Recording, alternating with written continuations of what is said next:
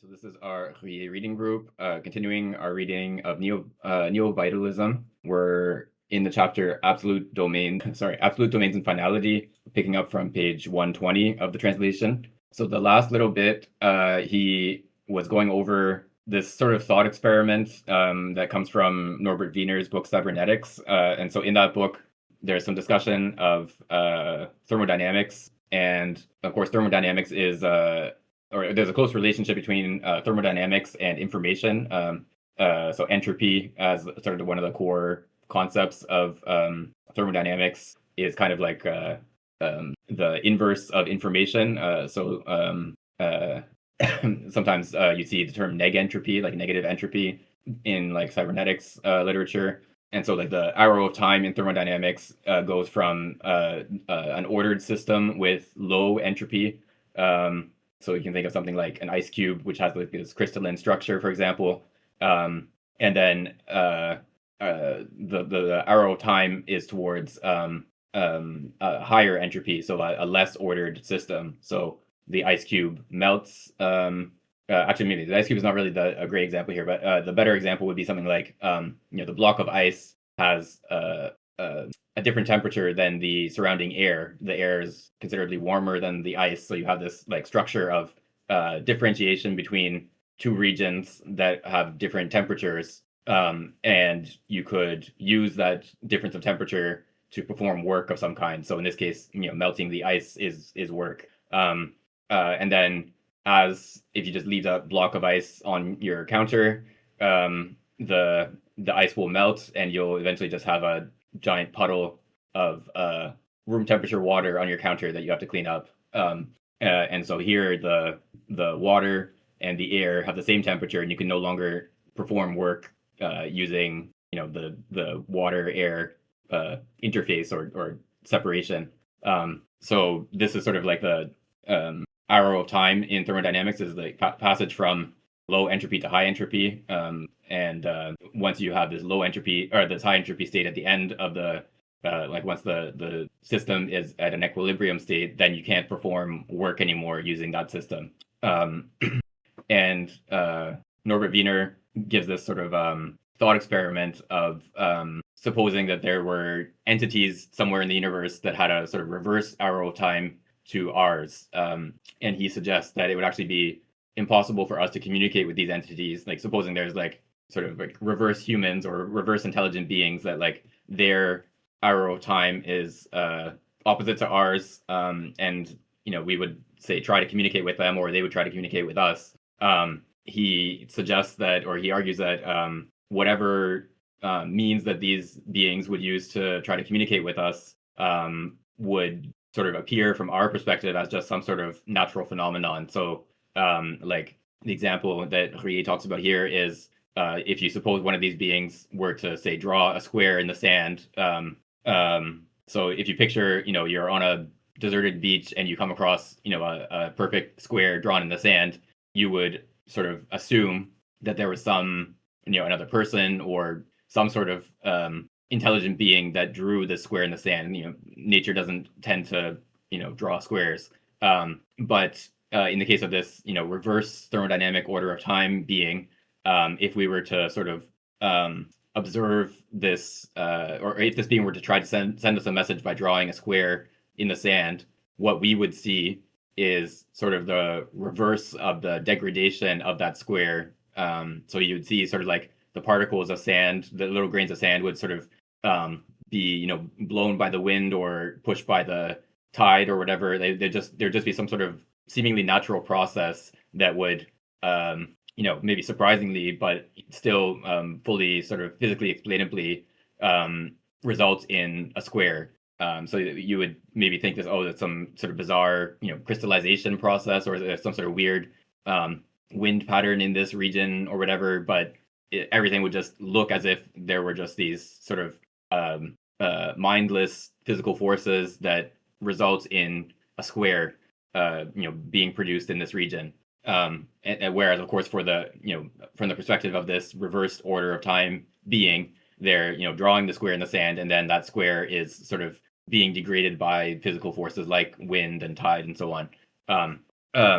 And so, yeah, Wiener argues that any sort of attempt to create a message that this being would try to send to us, or the other way around as well, would just appear from the other side as like some peculiar natural phenomenon, in the same way that like we can see crystals that have this like interesting geometrical structure, but we can see how they form just through physical interactions of molecules and so on. And there's no like we don't assume that this regular crystalline structure is like a message being sent to us by an intelligent being.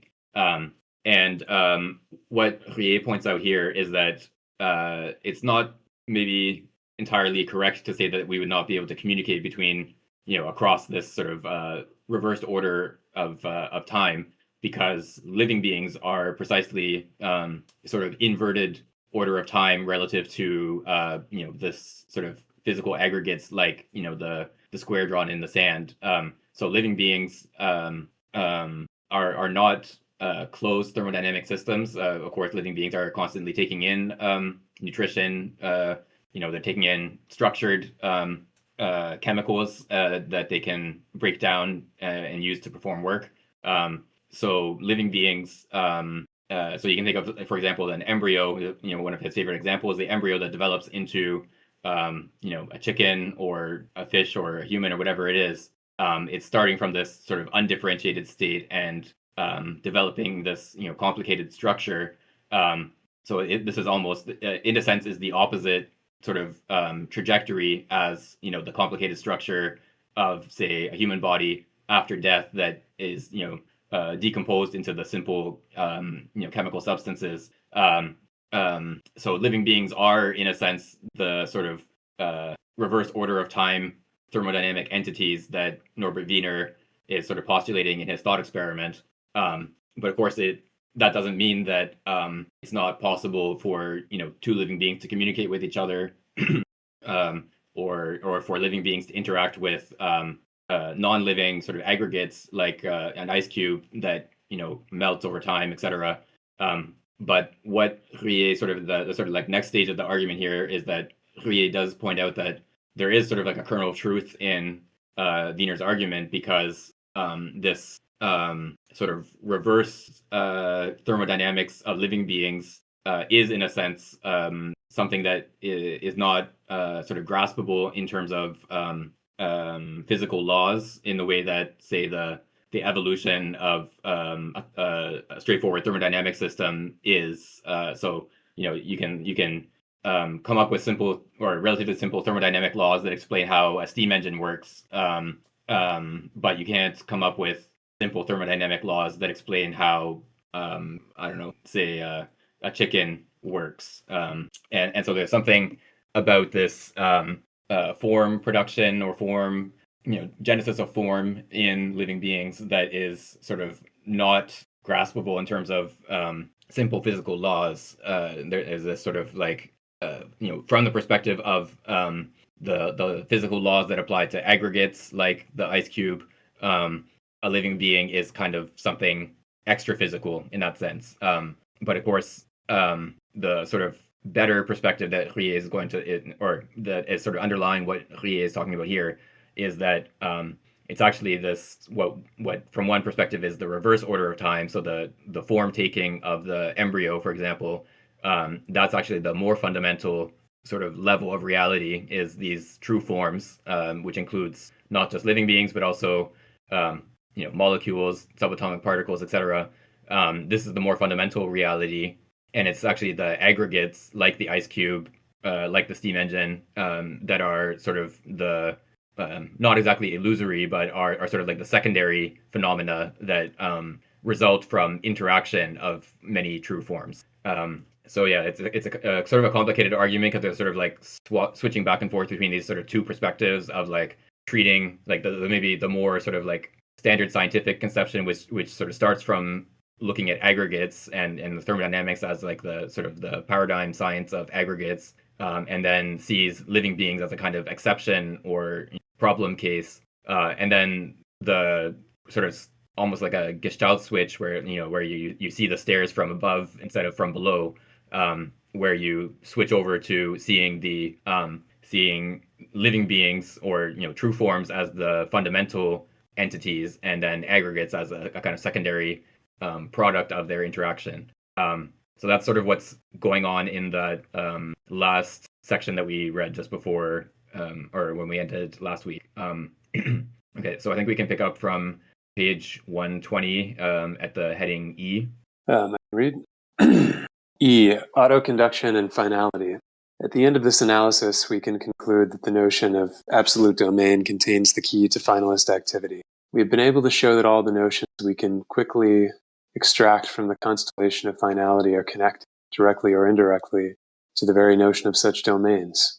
Work activity, which aims for a definite optimum in the various orders of values, not simply spatial but temporal organization, which dominates the subordinate causal step-by-step chain and regulates it, coordinated possibilities, allowing choice and freedom, invention at all levels through the passage from forms to senses and from senses to forms, which not only permits the regulation of step-by-step chains, but creates the means or the auxiliary connections. A single point remains to be clarified, and it is pivotal, not only for psychology, but also for metaphysics and theology.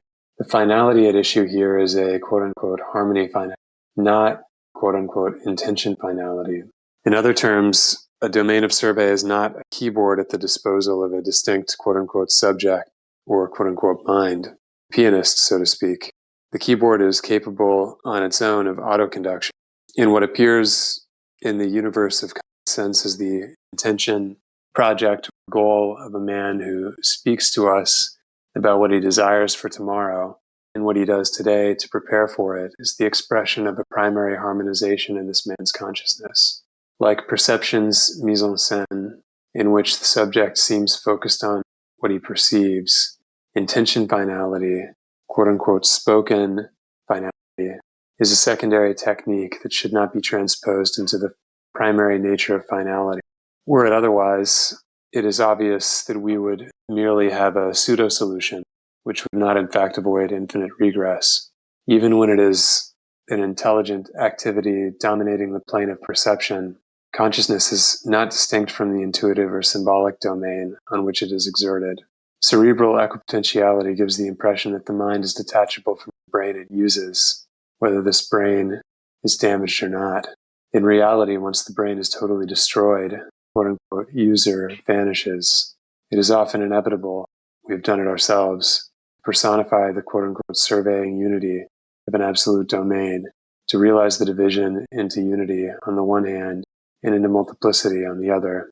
But we should always remember that we are only dealing with metaphors here, because the survey is quote-unquote absolute, without quote-unquote distance. When in the place of the pseudo-finalism and pseudo-spiritualism of Anaxagoras, whose nous is nothing more than a blind motor force, Plato wanted to define an authentic finalism in the Timaeus.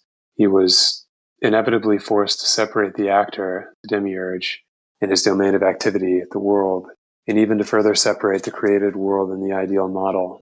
Erudite commentators puzzled over the exact meaning Plato attributed to this myth, in whom Plato's true god was, the demiurge or the good. But Plato did nothing else than faithfully describe the very structure of every finalist activity. By definition, if we do not turn the mind into a simple fluid, we have to decompose it into acting subject and domain of action, and the latter into actual domain and domain of possible ideals. On the cosmic plane, Platonic demiurge is the X, or the active unity of experience. Quote, there is work, unquote, just as the good is the value that defines the ideal pole of the same. Quote, this same, quote, there is work, unquote. It is even more difficult to determine the extent to which Plato believed in his myth, that is, realized this double division, because he probably did not know it himself. At any rate, the notion of absolute domain should allow us to conserve from this myth just enough not to relapse into Anaxagoras' pseudo-finalism in one form or another. At the same time, we will not take seriously the division that transposes harmony finality into intention finality. I'll stop there. Yeah, I think this is a point that we've touched on a couple of times in this group, which is that the surveying unity is not like a ghost in the machine. Like it's not a ghostly piano player that sort of plays the parts of the brain, for instance. Instead, as he puts it at the top of 121, what seems to be an intention is um, a well, yeah, I was going to say it's a harmonization of the brain, but I don't know if that's exactly right, because Ruyer distinguishes between the brain as for itself and the brain as an observed object. So maybe it would be right to say that it's a kind of harmonization of the for itselfness of the brain, which to an external observer uh, looks like the intention of a subject that is sort of separate from the scene that it is surveying. So in reality, it's just consciousness just is the scene of absolute survey that it has at the time, and not an observer or an agent behind that scene in some way. Yeah, the bit about right at the end of the passage that you just read, the harmony finality and intention finality. I think here maybe this we can map this onto the demiurge sort of myth that he's taking from the Timaeus here. So I think so in the Timaeus, the way it's sort of depicted is the demiurge is sort of looking at this ideal model of the cosmos and then sort of forming the matter that's sort of just there. The demiurge doesn't create the matter, but the matter is sort of there for the demiurge to use. And the demiurge sort of looks at this model and then sort of uses that to build the universe on this model. So here we have a sort of intention finality, where there's a kind of separation between the agent and the action, and yeah, so the agent is sort of separate from what they're acting on, in the same way that the piano and the person playing the piano are separate entities. And then I think the harmony finality would be more like sort of internal to the demiurge themselves. So that the demiurge maybe looks at the model to build the universe, but when the demiurge picks up in this sort of metaphorical sense, picks up some piece of matter and gives it a certain form, that is not itself done by looking at a different, like a sort of sub model, if that makes sense. So we act with certain intentions, but that action, sort of aiming at a goal or a target, or following a model or whatever, has to sort of bottom out in actions that are not themselves sort of directed at a goal, in like an external goal in that sense. So your goal might be to throw a dart at a bullseye, and you have like your external target, in a very literal sense, here, but you don't have to sort of have a goal of like moving your arm. Like that's not a sort of goal that you set yourself to perform as a sort of external target that you have to hit. It's just something that you sort of immediately do, as a means of performing that action, and having reaching the goal of hitting the bullseye. Although of course there are like sort of special cases, like you can imagine someone who suffered nerve damage, and is relearning how to move their arm. Maybe moving their arm is the goal. That could be something you can sort of set yourself as a target. But in the case of a person who has sort of normal mobility, moving your arm is something that just sort of immediately happens as a way of acting to achieve a certain goal. So I think that's sort of the division here, is that this harmony finality is just sort of like the sort of imminent sort of coordination of the action, as opposed to the action being directed towards an external goal. I can read the next section if we're ready to move on. Yeah, I think so. I think you can probably take us to the end of the chapter. It's like about two Okay. pages. Yeah, thanks. Yeah. All right. It is the merit of Gestalt theory that it escapes every temptation to divide things, because, according to this theory, order and harmony are spontaneously constituted by a pure equilibrium, without a distinct active subject or a distinct order of value. Regrettably, however, Gestalt theory is just a pseudo-finalism. The pure harmony finality is no longer a finality at all. It is remarkable that Leibniz, by virtue of his dynamist principles, could have applied avant la lettre a kind of Gestalt theory to metaphysics and theology by a, quote, divine mathematics in which the determination of the maximum takes place, end quote. The essences and the possibilities in the divine understanding pass into real existence according to their weights, which are conjugated with virtual existence. Leibniz believed he could speak of divine freedom and of God as final cause, the moral and not simply metaphysical perfection of the world.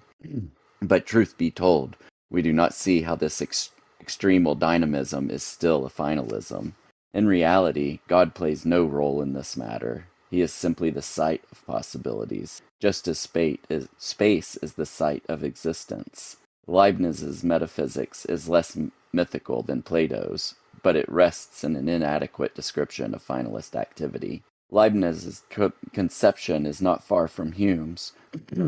Quote, a mental world or a universe of ideas, such as the divine understanding, the site of possibilities, requires a cause as much as a material world or universe of objects, end quote. And if we reply that their different ideas that constitute the Supreme Being's reason fall into order on their own and by their very nature, quote, why is it not as good sense to say that the parts of the material world fall into order of themselves and by their own nature, end quote. To take the conceptions of Plato, Leibniz, and Hume on cosmic finality for what they are, a simple magnifying glass that reveals the way in which finality in general can be conceived, we can say that the Platonic conception deploys the best phenomenology of finality. If Leibniz conflates dynamic equilibrium and finality and degrades the divine understanding into pure, ineffective sight, Hume, to the extent that Philo is his authentic mouthpiece, is so preoccupied with avoiding infinite regress, which is laudable, that he passes the analysis too early and does not see the essential difference between a collection of material objects juxtaposed in physical space, parts of the material world or the objects scattered on the physical surface of a table, and a set of form or of ideas in a domain of absolute survey, the universe of the ideas of divinity or the view of the objects on the table. If my table is in disorder and in an apartment and I never enter, the objects that clutter it will have no chance of putting themselves in order. As soon as my gaze falls on this table, however, I can order the idea objects that constitute the absolute surface of the scene table according to the sense of my aesthetic, theoretical, social activity. And yet, there is here no risk of infinite regress. It would be puerile to believe in a kind of quote-unquote over-consciousness, quote-unquote over-perceiving, and quote-unquote over-willing, which would once again see the seen surface of the table and decide to tidy it up. But an absolute surface should at least be reached for there to be order and finality. In this instance, the fundamental illusion lies in believing that the surface of the scene table differs from the material table simply by sort of illumination. According to this metaphor, by turning on the light in the room, which I can eventually do without being present in it, through an external switch, I will not alter the order of the objects on the table. But consciousness, knowledge, and self-survey are not akin to an illumination. They are the presence of a primary mode of bonding, which subjectively exists as an absolute domain and is objectively manifested as equipotentiality. The seen objects are no longer alongside one another like the material objects. They form part of a unitary system that acts unitarily. To believe that the seen objects will continue to exist and to act as material objects, capable at the very most of blindingly pushing one another, is to arbitrarily dissociate consciousness's mode of existence and its mode of acting, even though the mode of existence is nothing other than the abstraction of the mode of acting. The subject, the surveying unity, the Platonic demiurge, is the unitary action in the present participle. It is the acting, the present participle substantialized. The material objects as clusters or machines operate only according to their structure and their step-by-step bonds. From fonctionnement, I guess here in French, functioning, a substantialized present participle, which would be fonctionnant, the French for functioning, does not spontaneously emerge. Clusters or machines act as quote-unquote subjects only in sentences. By contrast, an active pole emerges from the unitary action inherent in the absolute domain, a pole that appears opposed to the passive domain that undergoes the tidying up according to a sense. So yeah, I think here we also, again, we see Ruyer's, he must have been an incredibly tidy person. But to me, I feel like he's just the main point he's getting at is pointing out that what we assign to just simple like material cause and effect is not a sufficient explanation for a lot of activity in the world. Yeah, I think this bit on Leibniz and Hume is an interesting one, because I think we've talked about Leibniz before, either in this reading group or the one on the cybernetics book. And of course, Ruyer's position as a kind of monadology in a way. And so, yeah, understanding how it differs from Leibniz's position, I think, is an important one. And so his criticism of Leibniz here is that Leibniz sort of insufficiently differentiates, or doesn't make enough of a differentiation between true forms and aggregates. So Leibniz, of course, focuses on his sort of model for what a monad is a living being that has a sort of intrinsic existence. It exists for itself. And then Leibniz takes it that the whole universe, every particle of matter, is a monad in this sense. But there's no sort of room in Leibniz's system for something that would not be a monad. So it seems like we either have to have there's only monads all the way down and all the way up. Everything is a monad. And so any sort of anything that we want to attribute existence to under a sort of Leibnizian system would have to be a monad. And this would sort of lead to either denying that tables exist, which is a kind of a strange claim to make, or having to claim that a table has a sort of for itself sort of monadic existence, which also seems rather strange, a strange claim to make. What this distinction between true forms and aggregates enables us to do is to describe the table as precisely an aggregate of many true forms. There are molecules and atoms and electrons and so on that make up the table, and each of those is a true form. But the table itself is just an aggregate. It doesn't have a sort of intrinsic existence. And then the other side of this is that my sort of mental life, my inner life, is sort of like the inner life of a true form. So perceiving the table. So when I look at the table has a sort of unity as an element or as a component of my inner life. There is a perceived table as a sort of entity that this is sort of like a classic Gestalt theory argument about how the perceived table is separated from the background that I see it against, and so on. I think this example, this is again one of these instances of this very concrete example that he's really, I think, great at coming up with, is that the table, if you just have a bunch of junk on your table, mail that you should have opened 3 weeks ago and whatever, and then you leave your apartment and don't come back for decades, the letters that you should have opened and empty Coke cans or whatever, all the stuff that's on your table is not going to sort of spontaneously tidy itself up. It's all just going to be more or less where it was, and then whatever, wind or whatever other sort of random events happen that might disturb it in the meantime.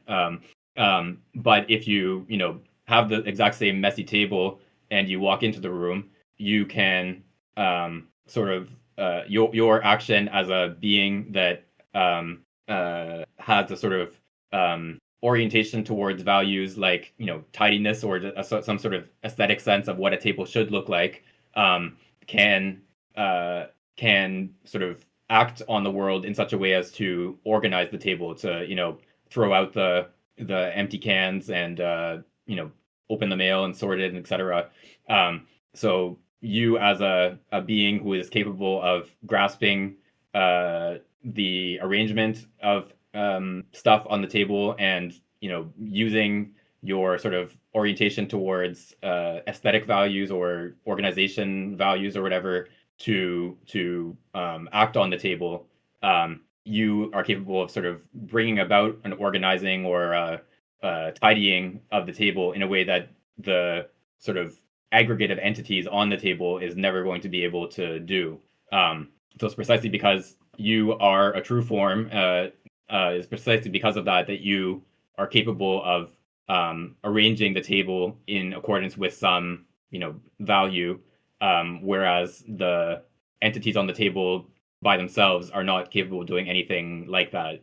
And of course, another true form, if say there's like a bunch of mice get into your apartment over those decades that you leave it, their sort of arrangement of the stuff on your table is probably going to be very different from what you would do if you were to clean up your table. They're probably going to, I don't know, build a nest or something. And from a human perspective, that would be a big mess. But from the mouse perspective, this is like perfect nest arrangement. So the true form mouse is arranging the stuff in accordance with a different orientation to a value than the human who is cleaning up the table. But it's still a sort of form giving to the junk on the table.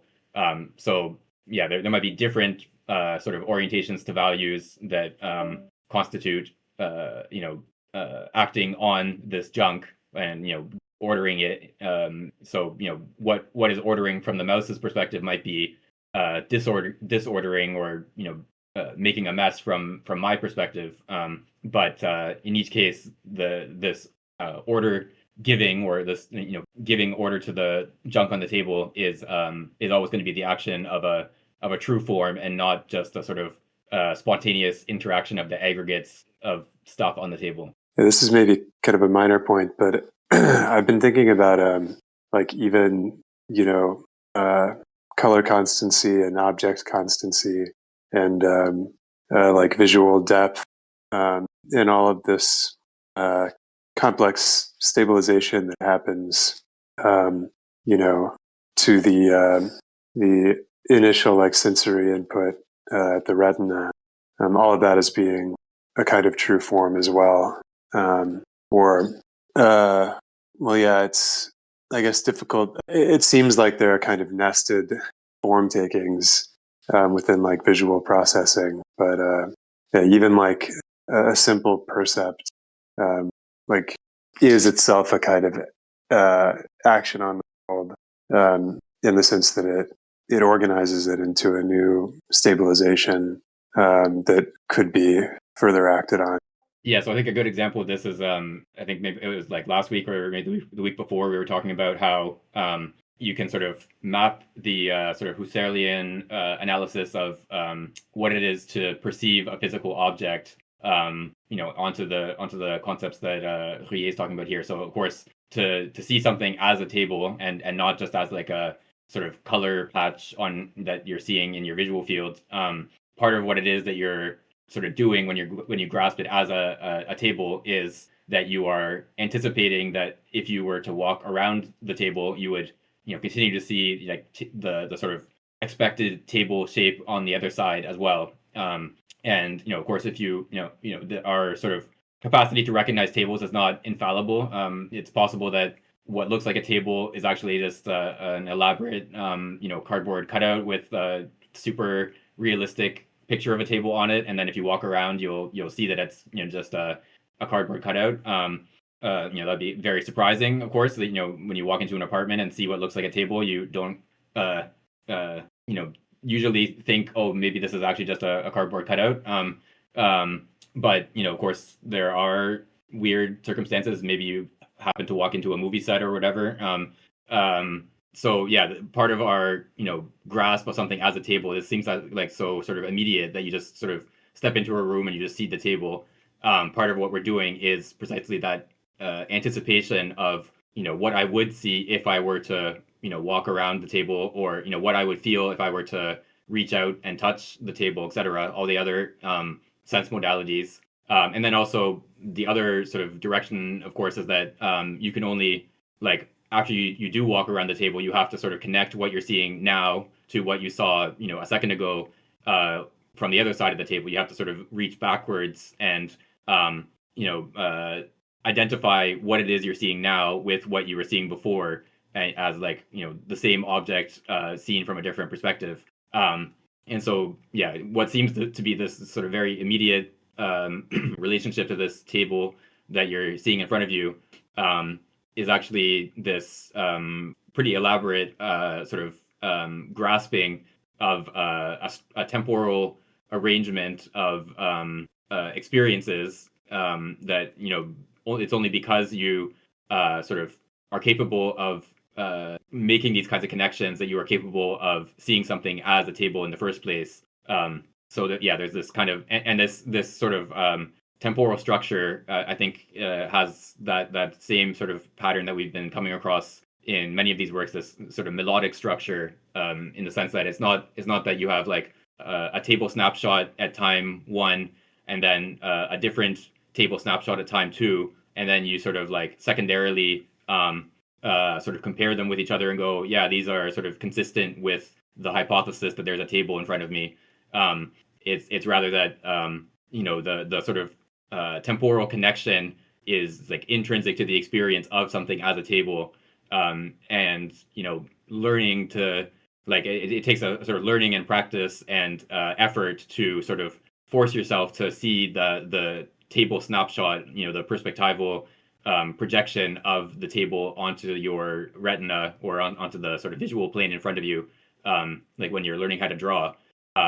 So yeah, what comes first is the melodic structure, the sort of grasp of the temporal flow of experience that is characteristic of seeing a table as you walk around it. And then it's only secondarily that you can sort of force yourself or train yourself to see the table snapshot as opposed to the table object. Yeah, I think this is a good example where you can sort of see the two different temporal domains here, the sort of past, present, future domain of time versus this sort of unidimensional time of the absolute domain. Because so I'm not quite sure what you mean by a true form at the percept, but to me there's kind of two different things happening here. You perceive the table, but then there's a second thing that happens sort of now it's in the past of that initial perception, which is the conception of this as a table.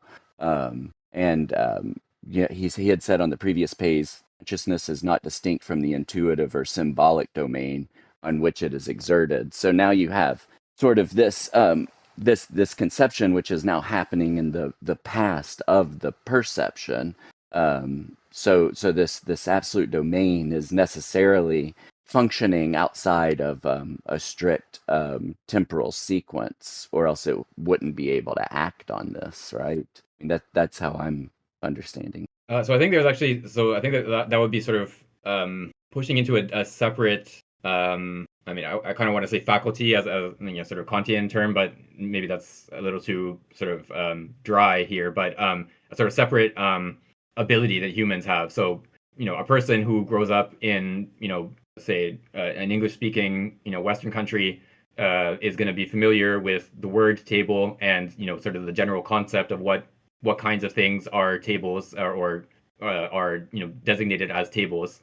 So you have this concept that you have learned how to apply, and most adults with normal sort of development and visual perception, etc., can very reliably pick out which objects are tables, and this is how, of course, our CAPTCHAs work, and click on the traffic lights or whatever. So you've learned this concept, and you can reliably apply it to things that you experience. But sort of prior to that, there has to be, like, in order for you to be able to reliably apply this word or this concept to the right objects, or the objects that everyone else applies it to, you have to be able to grasp the object in the first place. So I mean, the table is something that you're familiar with in this conceptual sense. You have this word that you can apply to the table, but you can you can walk into an art gallery and there's some object of some kind. You have no sort of concept of what this is, other than maybe thing that you find in an art gallery, or probably an artwork, I guess. But you can't really classify what it is. It's not a painting. It's not maybe it's a sculpture. It's hard to tell. So, but it's still this object, whatever it is, you still, by virtue of the fact that you are perceiving it as a physical object, you have to be able to grasp that it is the same object as you walk around it, or as your eye moves from top to bottom, or whatever. Like, over time, you're grasping it as the same object. You're not just sort of experiencing a flow of color patches in your visual field. You're grasping this object as located at this position in space relative to me, as the same object as I walk around it. You sort of expect that if you were to touch it, you would feel some surface, whether it's hard or furry or whatever it is. So this whole sort of grasp of the temporal structure of yeah, exactly. So you're sort of, even this, like, sort of limit case of, like, you have no idea what this thing is, you're still grasping it as an object of some kind, a physical object that will sort of behave in these sort of more or less predictable ways, as you observe it in different ways, as you potentially interact with it. I mean, art galleries usually don't let you pick things up and move them around, but you can sort of suppose that if you were to pick up this object, you would feel a certain weight in your hand, etc.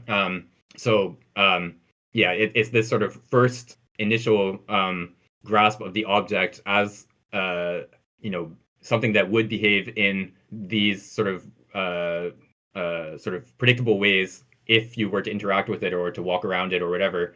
That's sort of like the first step, and then maybe you sort of read the panel at the art gallery, and it says this object is an X. It does this. It comes from this country, etc. So you have a conceptual grasp of what this object is, and you maybe learn how to apply this concept to new X's that you encounter. And that's the sort of second step. It's not the same thing as just sort of grasping it as an object in the first place. Yeah, I mean, I think that's what I was saying, is the perception of this object is prior to the conception of the object. So it's sort of these are separate events. But yeah, anyway, yeah. Yeah, so I think the key point here is that already at the level of perception, you're already sort of engaged in this, or you're already grasping the object as having, or sorry, you're grasping your by grasping this as a physical object, you are engaged in this sort of melodic structure, this sort of absolute domain, sort of unification, sort of enterprise. It's only because you are a true form that is capable of this kind of absolute survey that you are capable of grasping something as an object in the first place. And then secondarily, you can also learn concepts. You can apply the name of this type of entity that you have just learned. That's a secondary skill that you can acquire. But already, even just perceiving something as a physical object requires that absolute survey that is only possible because you are a true form. Okay, yeah, I think that, yeah, exactly. I mean, to understand this, melody as a whole. If it just occurs in a strict temporal sequence, that could never occur, I guess, is what he's getting at here. That it requires this ability to have this entire experience that can move kind of across this temporal space all at once in either direction. Yeah, and so More or again, this less. is sort of building on the sort of classic Gestalt theory argument that hearing note one, sorry, the sort of experience of hearing note one, and then the experience of hearing note two, is not the same thing as the experience of hearing the sequence note one and note two. So these two sort of experiences, if they were sort of like self-contained, fully sort of enclosed, sort of atomic experiences. There's no way to get from those sort of atomic experiences of hearing a note to the experience of hearing this simple melody, this sequence of two notes. So this is sort of what is sort of expanded out into this idea of this melodic structure is this sort of intrinsic unity through time that is not sort of not reducible to just a sequence of atoms that are sort of external to each other. It's this like the melody is not simply the experienced melody is not simply a sequence of experiences of notes. Yeah, it's something that it seems obvious, but I think it's a pretty elegant argument here, the way he's laying it out, because he really shows how all of these other approaches to this kind of break down at a certain level, and so he's inserting this absolute domain as a necessary. I don't know if you would call it an agent, but means to doing to this activity. Yeah, I was thinking about the temporal extension point.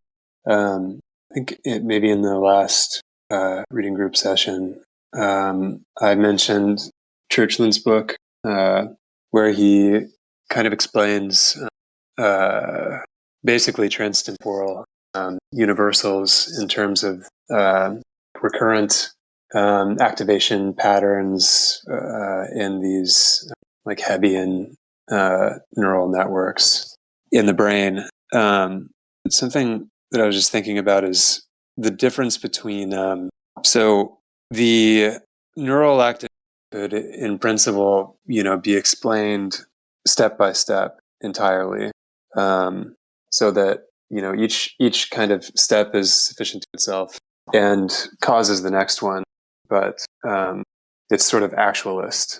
There's no kind of reaching across either side of the present into the past or into the future. But the subjective correlate of that does have this quality of anticipation and retention. So there is a kind of there seems to be a disjunction, which is probably the kind of thing Ruyer is talking about with the two directions of time in the Wiener example. So the neural activation pattern can be explained step by step, but experientially there has to be this protension and retention structure, which is I guess ecstatic in Heidegger's sense. It's sort of beyond the present in both directions. Yeah, I think so yeah, throughout this book he's talked sort of mostly in fairly general terms about brain function, and he's sort of used this embryo brain analogy throughout the book. But I think as we've talked about earlier today, that he's not sort of saying, oh, we can explain this sort of cognitive performance by supposing that there's like a little ghost inside your head that looks at your retina or looks at your brain patterns or whatever. So he's not sort of trying to give an explanation that is sort of like adding something on to the brain in that sense. So the operation of this true form that is you as a person, this operation is not something separate from the brain. It's something that is a a sort of pattern of the acting of the brain. And I think this is something that even comes up in like there's lots of sort of areas where this kind of potentiality, I guess, as a sort of essential element of understanding a subject matter comes in. So like even like so this is something that like in analytic philosophy when they talk about like dispositions, there's a whole sort of subfield related dedicated to the concept of disposition. So when you say that sugar is soluble in water, you're not just saying that like this specific chunk of sugar has dissolved. You're saying that this other chunk of sugar that I didn't put in water would have dissolved if I had put it in water. So there's a kind of subjunctive sort of element to what you're saying when you describe something as soluble. And that that chunk of sugar might never ever, like in all of its existence, might be hundreds of kilometers away from any water that it could dissolve into. And until the end of the universe, that piece of sugar is never dissolved, but you can still say that sugar was soluble, because if it had been immersed in water, it would have dissolved. And so likewise, in the case of understanding the way that the brain works, you can sort of focus on the actual events that happen. Say, you can use an fMRI and watch where there's more brain activity while the subject is doing a certain task, etc. But I think the sort of level of understanding that Ruyer is operating on is at this level of sort of potential, or brings in the potential in this intrinsic way that is not reducible to what actually happens. And so like if you use like this sort of Hebbian learning or any of these sort of simple learning algorithms, you can sort of show how the model, this like neural net model, or even a more realistic model of a brain, how it did learn X, how it learned how to identify triangles or distinguish triangles from squares or whatever. So it did learn X, and then as a result of that, it has a certain set of weights that allow it to perform this task of distinguishing triangles from squares. But then there's also this sort of potential side of things, in that if the chicken or whatever it is that you're experimenting on had been exposed to a different set of stimuli, in its learning history, in its life history, then it would have learned something different. And so it's this kind of subjunctive aspect, I think, is part of what is not grasped when you're just sort of explaining things in terms of the causal interaction of these simple neural net nodes in like this sort of simple learning models, like Hebbian learning. Okay, so I think we can go on to the next bit. So we'll start the next chapter. Just give me a second. Okay. So I'll read the first bit. Chapter 12: The region of the transspatial and the transindividual. It is impossible to understand the world of space, time, and individuals unless we consider it a kind of limit to a natural world or region, but of an entirely different nature than our visible world, a region in which the spatial or temporal, quote-unquote, step-by-step, does not reign, and in which the analogical, quote-unquote, same and the numerical, quote-unquote, same blend together. This is a region of essences, ideas, forms, and mnemic themes. The main trait of the domains of absolute survey is to make these ideas, forms, these transspatial essences, visible in the observable geometric structure of the spatial-temporal world. A sensory cerebral area, or rather its real and autosubjective counterpart, can be compared to a one-way mirror which, on one hand, receives the physical images of the observed objects, and on the other, reflects the essences of the transspatial world that correspond to these objects. The region of essences and themes should not be situated in some mythical geography like the one that amused Plato. It can be reached through positive descriptions of a certain number of psychological facts, all of which reveal the same structure. A. Mnemic evocation and invention. Bats had been using ultrasound to explore obstacles for millions of years when P. Langevin designed his receptor and emitter device to explore marine obstacles. To produce ultrasound, the bat does not use piezoelectricity like the industrial device, but it has to resolve the same technical difficulties, e.g., emitting wave trains short enough that they would not scramble the echo. We do not generally observe the same degree of resemblance between two independent inventions as between two evocations of the same memory. If I have for a second time a complex idea that I'd already had, it will likely resemble its first image in my mind more than its image in the mind of another man. Once discovered, invented, and become a memory for me, an idea will be more easily at my disposal and will also have a better defined nature than a universal essence. Ordinary reminiscence is easier than big R reminiscence in the Platonic sense. But even this is not always true, as experimental psychology has demonstrated, and in every case there must logically be a reason for the resemblance. The resemblance of two geographically independent inventions, like the resemblance of two evocations of a same memory, has to find its reason in a transspatial quote-unquote nature. I'm going to read to the end of A here. It is very typical that the quote-unquote actualist and quote-unquote existentialist conceptions deny at once, 1, constituted and unconscious individual memory, 2, specific memory, the reason for the resemblance of one human to another, or one animal to another of the same species, and 3, the world of essences and values independent of our whims. In their own way, these conceptions acknowledge the solidarity of the three orders of reality. That this negation is insupportable is, in any case, clear for individual memory and specific memory. We have to account for the fact that two swallows or two humans resemble each other. The reason does not reside in a kind of material quote-unquote negative from which they are drawn, like two mass-produced objects. But this does not exempt us from searching for and finding the reason elsewhere. The same logical obligation equally holds for the resemblance of two inventions in all domains, and more clearly in domains in which the discoveries obey such rigorous norms that they can be rigorously identical. For example, mathematics or technology. We should not succumb to the illusion of believing that the resemblance of two inventions can be explained in the same way as the resemblance of two phenomena of macroscopic physics. There is also something typical about the form and evolution of a delta, the form and evolution of the meanders of a stream, of a cumulus, of a volcanic eruption, because common nouns are used to designate them. Yet this quote-unquote typicality is secondary and derived. It is sufficiently explained by the play of causes at work in these phenomena, which always operate in the same way. Strictly speaking, an invention has no cause. It differs by definition from a functioning. The resemblance of two inventions cannot be placed without contradiction on the same plane as the resemblance of two erosions. Even in the domain of classical physics, by ascending from cause to cause, we arrive at the quote-unquote nature of the primary physical beings at issue, which, strictly speaking, do not have a cause and respond to a quote-unquote type. The resemblance of two iron molecules cannot be explained in the same way as the resemblance of two cumuli.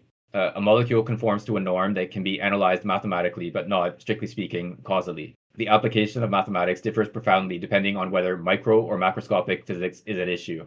In macroscopic physics, mathematics allows us to follow the deduction of causality from primary types to derived quote-unquote types. For instance, the geographer-mathematician will calculate the formation time of a particular type of delta from the flow of sediments, the nature of the shoreline, and the adverse action of the waves. In microscopic physics, by contrast, the mathematician does not have to deduce the effect phenomena from the cause phenomena. An iron molecule is obviously not formed in the manner of a delta. So long as the choice was only between the irrational negation of the absolute empiricists or existentialists and the mythical substantialization of essences or types in a transcendent sight, it was possible to hesitate, although in any case, a mythical image of reality is always worth more than a logical absurdity. No doubt the quote-unquote swallow type or the quote-unquote human type, the essences or values in their atemporal status, cannot be imagined as an idea enthroned in the heavens and contemplated admiringly by beings that strive to imitate it. But the attentive observation of the facts of memory and of the true modes of reminiscence can give a positive meaning and value to the old Platonic reconciliation of invention and memory.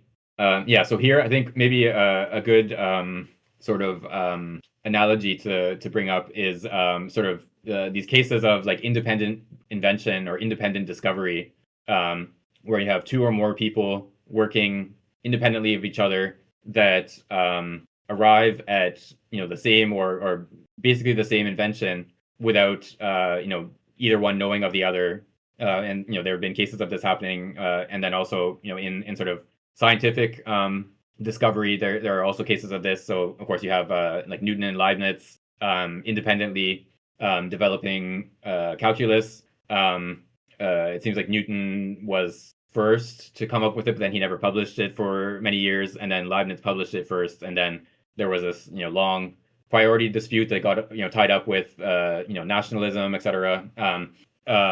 but in any case, there's something like even just to be able to say that two people made the same discovery or the same invention independently, there has to be something common to the whatever it is that these two people have produced.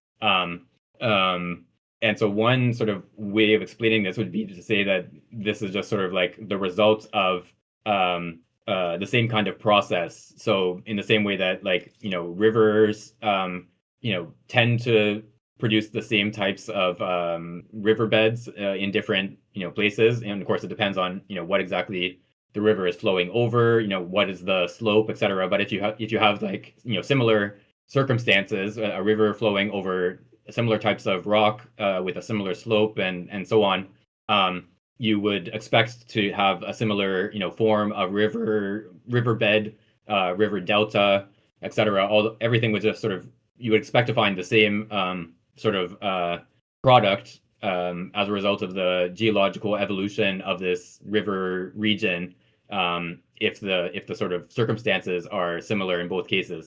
So you could say that parallel invention or simultaneous independent invention of the same thing would be sort of like the same kind of process as two rivers resulting in similar shapes as a result of similar processes. But what we the whole book essentially is an argument against this position.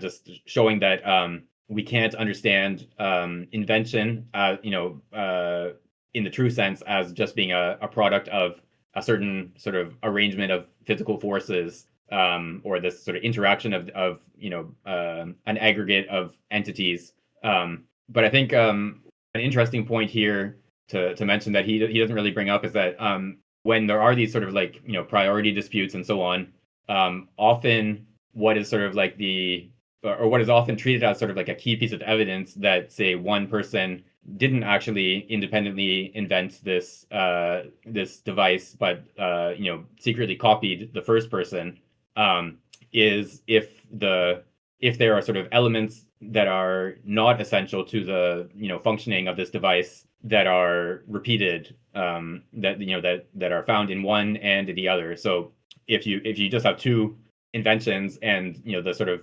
intrinsic or essential elements of the two inventions are the same, you could say, okay, the two people independently figured out that to make this device work you have to arrange things in this way.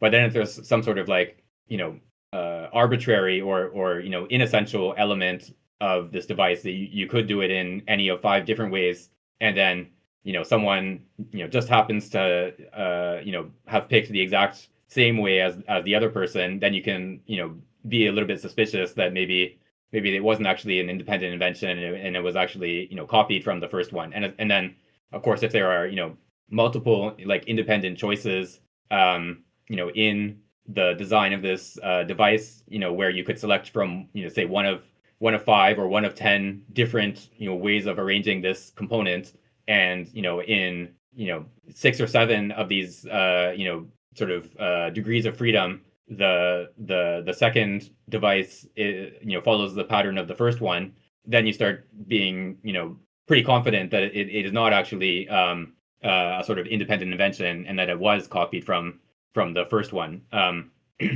And so this sort of distinction between, say, the essential structure of the invention on the one hand, that potentially could have been reached by multiple people independently, and then the sort of arbitrary choices that you have to pick one of these options, but which one you pick is sort of arbitrary, or at least open to multiple decisions.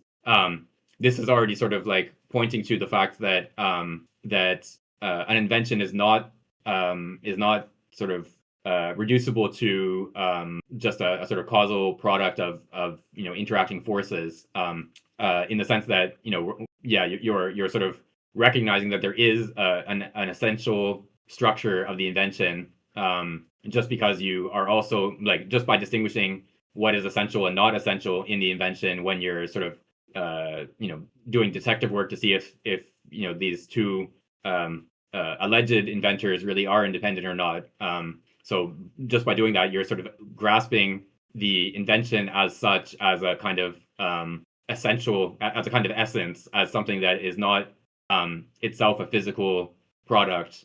Even though, of course, the invention is only really an invention if it is sort of realized physically. So I think that's maybe, it's not sort of directly in the text here, but I think this is sort of like a way of getting at what he's talking about here is the fact that even by sort of recognizing two products as potentially independently invented or sort of independent versions of the same invention, just by sort of grasping them in that sense, you are sort of treating an invention as something that is not sort of analogous to a river delta. Yeah, I was thinking about the difference between the erosion example and invention when I was reading this earlier, and I wonder if Ruyer would say that any creation of form is somehow accesses this transspatial realm or a anemic theme. Something like erosion, I guess, is a good example of a process that doesn't create formlessly because it just sort of just kind of an aggregate falling apart. Whereas an invention is highly complex and informative, and as you mentioned, there are sort of essential and inessential aspects to it that can be distinguished. But I don't know if any form taking would be a true form for Ruyer, or if that position would run into some of the difficult limit cases that we've discussed previously. My sense is that so I think he would identify form taking and true form as a sort of like coordinate concepts, but the sort of caveat is that not every phenomenon that produces some sort of characteristic shape or characteristic form in the sort of broader sense is a form taking in the sort of specific sense. And so some of the examples that he gives here, like like a river delta, there is a sort of like characteristic shape, like just the term delta, of course, it comes from the characteristic shape of what the deposition of sediment in a river, in the mouth of a river tends to look like. And so there is this sort of characteristic shape that is produced, but it is that is not a form taking in the proper sense of the term. It's not sort of analogous to the way that an embryo takes on form. It's it's a very simple sort of aggregation of sediment at the mouth of a river. So I think as long as we sort of use the term form taking only to refer to this sort of invention side of things, or this the types of processes that have this invention quality to them, and that includes inventions that have already been produced, and embryology or the development of an embryo is an invention, but it is an invention that is sort of reproducing a pattern that already existed, as he points out here. So the individual embryo doesn't have to sort of figure out for itself what kind of adult it's going to turn into, but it still has to, I guess, figure out how to turn itself into that adult that it is directed towards.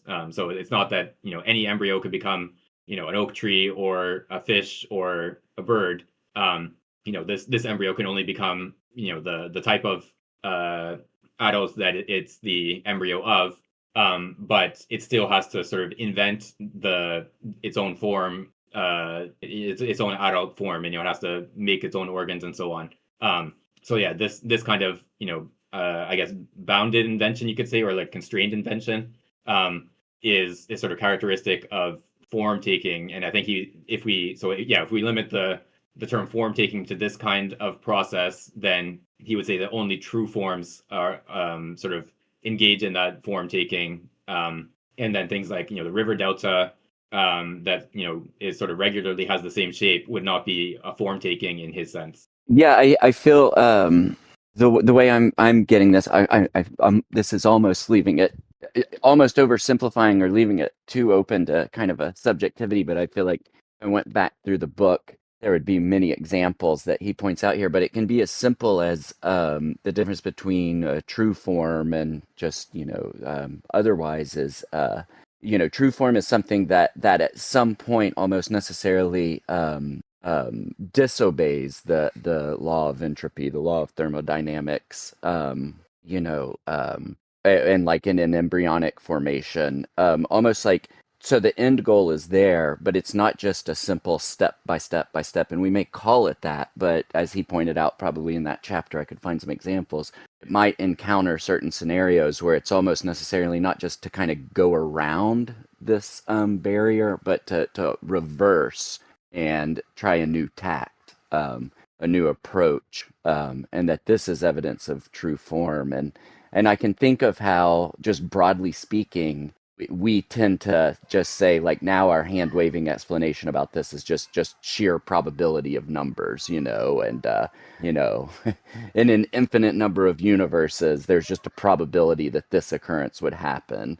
And I think where we're forced to apply that, you could almost say that that this is where an absolute domain or a true form is acting. Yeah, so at one level there's a sort of epistemological, I guess, argument to be made here that like we only attribute or we only have sort of evidence of a true form being present when there is this kind of apparent violation of like of the arrow of time, the thermodynamic arrow of time.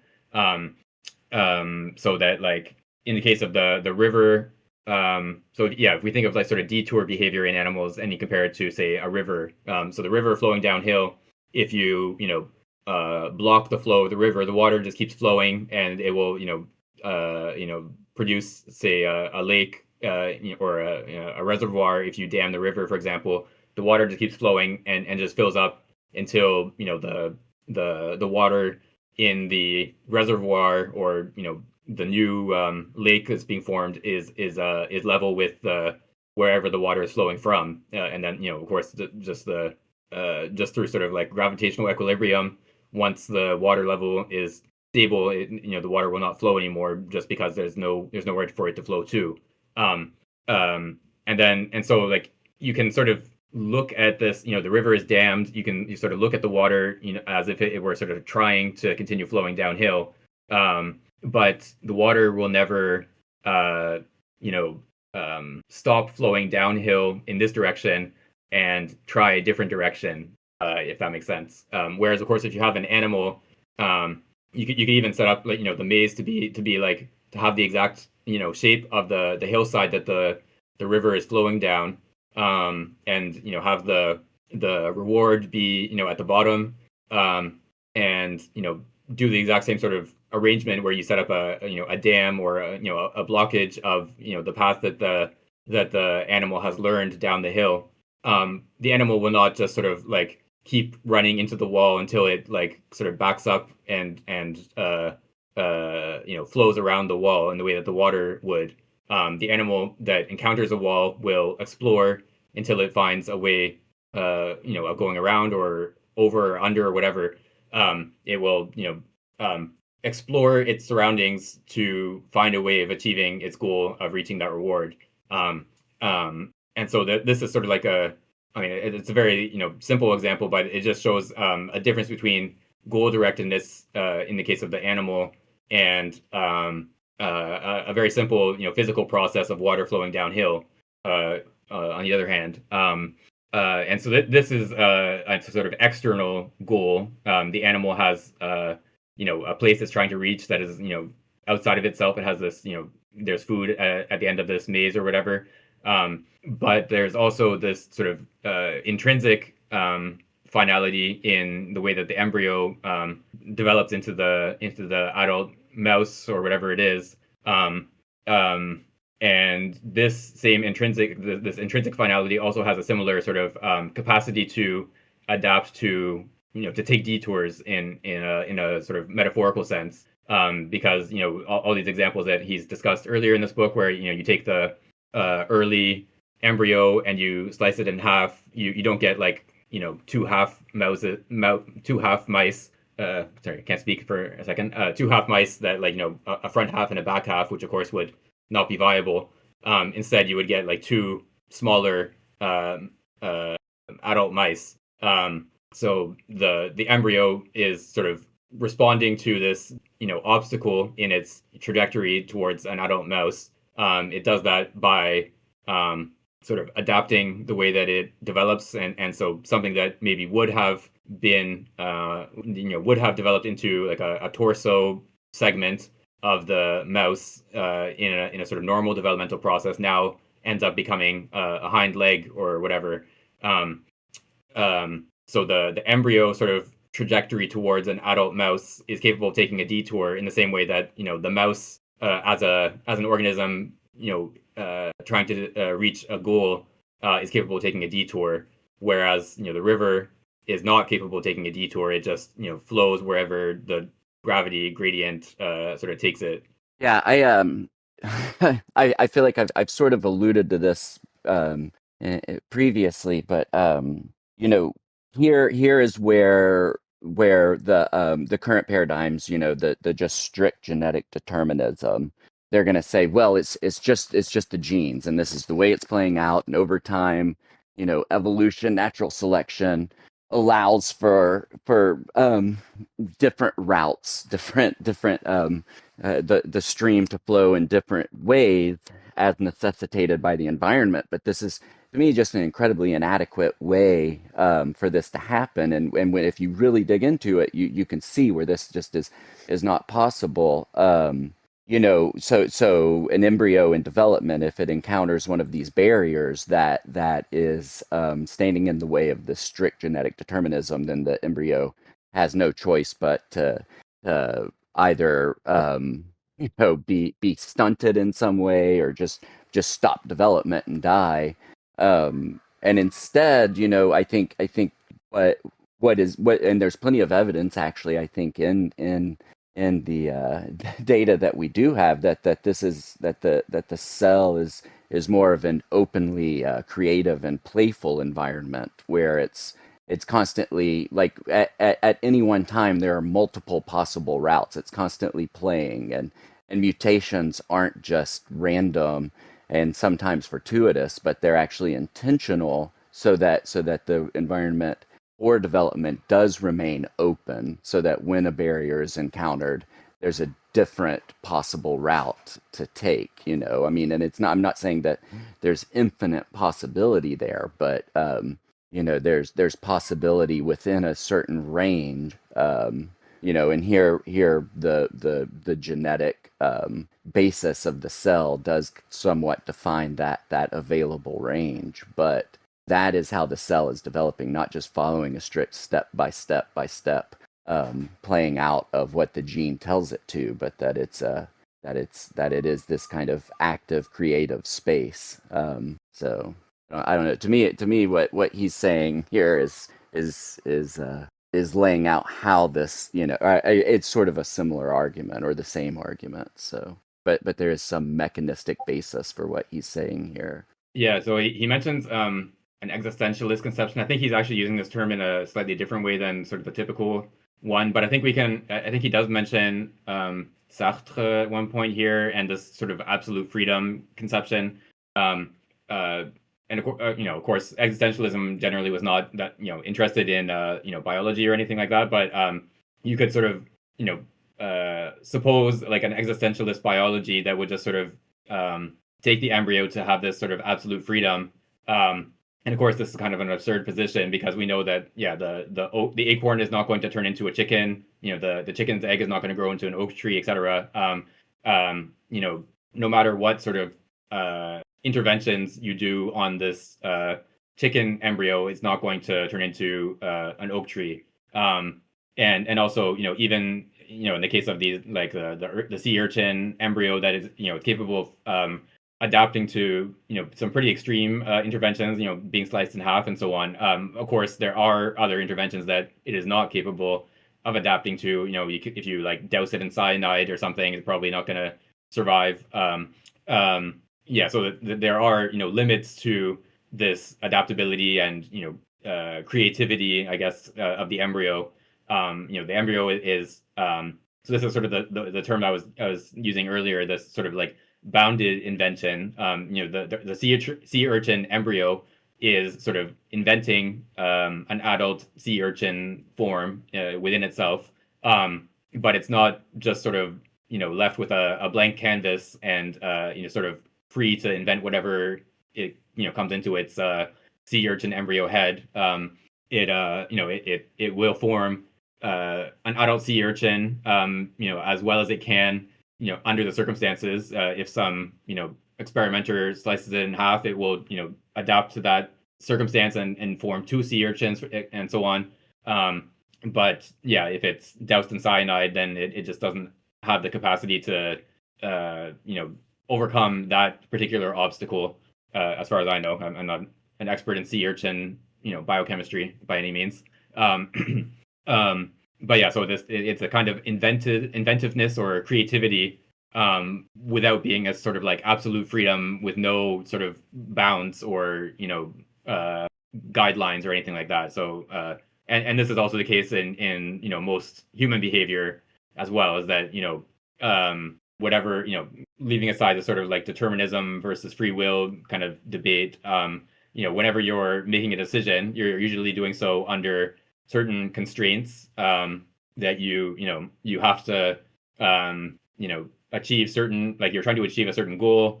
You have things that you either physically can't do or you're sort of not willing to do, and so you're left with a certain number of options under these constraints, and then you sort of like select one of these options based on whatever criteria. So yeah, like even just sort of banal examples like picking what you're gonna order at a restaurant. You're sort of, maybe you have food preferences or religious restrictions on what you're allowed to eat and so on. You sort of operate within constraints, and then of course you can only order what's on the menu usually. Some restaurants you can ask for some special order, but anyway, there are constraints on what you can order at the restaurant, and even you have the constraint of like being in a restaurant situation where you are expected to order some kind of food. Already a constraint on your behavior in this scenario. So yeah, in general, we're not sort of making decisions in this like completely open and featureless realm of absolute freedom. We're making decisions under certain constraints and trying to satisfy different criteria in sort of like a best compromise way. And so this is probably a sort of model for what the embryo is doing, obviously not in the same sort of reflective way that a person might when they're making a decision, but the embryo has like different sort of constraints on what it can do, and sort of works to pursue the sort of trajectory towards an adult organism under the constraints that it's operating within. I know we're running out of time, but I was thinking about the river detour example. Ruyer, as we know, also holds that atoms and molecules are true forms. And I think he would argue that they sort of similarly, I mean, I think he has argued that they sort of persist in that form. But yeah, I mean, I guess that works. I don't know. I was thinking like there isn't like an equivalent to like complex detour behavior at the level of the molecule, but or the atom. But obviously the persistence in its true form of the atom is a very powerful tendency. So I think that even those inorganic phenomena are distinct from inorganic aggregates. Yeah, so I think maybe we could take the the fact that it requires this very high energy operation to split an atom. We can take that as a kind of indication that there is this sort of very, like, the glue that holds the atom together is very strong, very sticky. Obviously glue here in a very abstract sense. I think maybe one sort of disanalogy here is that, of course, the embryo as a true form, or the mouse or the oak tree or whatever it is as a true form, is made up of many aggregates. The mouse has all kinds of like tissues within its body that are not themselves sort of true forms. They're just there's like bone that is just a sort of mass of materials in this. Like bone is a similar sort of entity as a wooden spoon or whatever, like just something that is an aggregate, even though it is formed by this living being within itself. The bone is not sort of itself a true form. And so the embryo that can sort of respond to these sort of interventions and still result in a more or less normal adult organism, it is sort of like the embryo or like the living being's sort of true form is a kind of pattern that's in a sense superimposed on something, on an aggregate, or that contains aggregates within it, whereas an atom doesn't exactly contain an aggregate, I guess. Like you can sort of like intellectually sort of decompose an atom into the particles that make it up, and then take the atom pattern to be sort of like superimposed on those particles. But then of course, yeah, like you eventually sort of bottom out with entities that are not themselves, or that as far as we know are not composed of anything else. Quarks or electrons, I believe, are also at that level. You have these entities that have a true form but are not sort of that form is not sort of a form of something else. It's not a form of some kind of matter underlying it. And so I think that's sort of different in some respects than the case of the sea urchin embryo, which is form of some matter, which over the lifespan of that embryo you'll have atoms flowing in and out of that embryo over time, even though the embryo itself is sort of persisting as a form. The matter that makes up that embryo is changing over time. As far as we know, electrons are not sort of taking in nutrition from their environment and sort of like having a flow of some sub-electron entity in and out. It's a sort of an aside, but there's a sort of anecdote about I think it's like not super well confirmed, but about Einstein. Of course, there's many like sort of fake Einstein quotes floating around the internet, so yeah, take with a grain of salt. But so in like the 1950s, they were doing, this is when sort of particle accelerator experiments were taking off, and the whole sort of standard model of particle physics and this sort of like zoo of different particles were being identified, and some of them later turned out to be like the same particle, just like from different sort of perspectives. But anyway, someone asked Einstein, what do you think about like quarks and all these weird things that we're finding? And he says, I would just like to know what an electron is. So I guess if he had just read Ruyer, he would just he would have an answer to his question. An electron is a tiny embryo. Yeah, I feel like I need to reread the book up to this point, because I feel like he's given this exact answer, but it's sort of like the difference between the true form, like an embryo, versus like the river is these true forms are active, like a constant activity, whereas the other non-true forms, they form and they're sort of static at that point, and unless acted upon, whereas these true forms are constantly acting in their own space. I don't know. Yeah, I think that's right. The one sort of complication here is that static doesn't necessarily mean non-changing. So of course, if you take vinegar and baking soda and mix them together, you get the every 6-year-old's favorite science experiment. That it does produce action in a sense, but this is just once that chemical reaction happens, that's it. There's just this one sort of exciting burst of foam, and then it's done. Whereas a living being is not just sort of one sort of burst of action. It's this sort of constant self-reinforcing action. So the living being, the living being is not just sort of bringing about this chemical reaction or descending the gradient of entropy or whatever.